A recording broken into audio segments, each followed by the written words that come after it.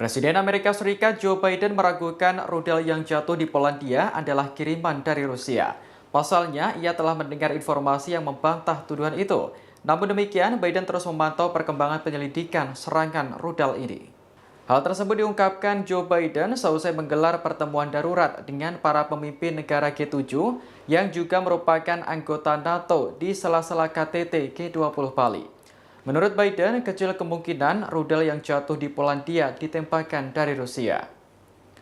Namun, ia belum bisa berkomentar lebih jauh terkait kejadian ini karena penyelidikan masih terus dilakukan.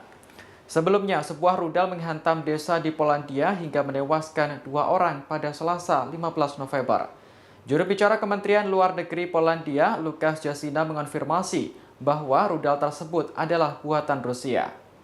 Setelah kejadian ini, militer Polandia disiagakan untuk mengantisipasi kemungkinan serangan susulan. Pemerintah Polandia juga meminta warganya untuk tetap tenang sambil menunggu penyelidikan selesai. Sementara itu, Rusia telah membantah tuduhan serangan rudal di perbatasan hingga menjangkau Polandia.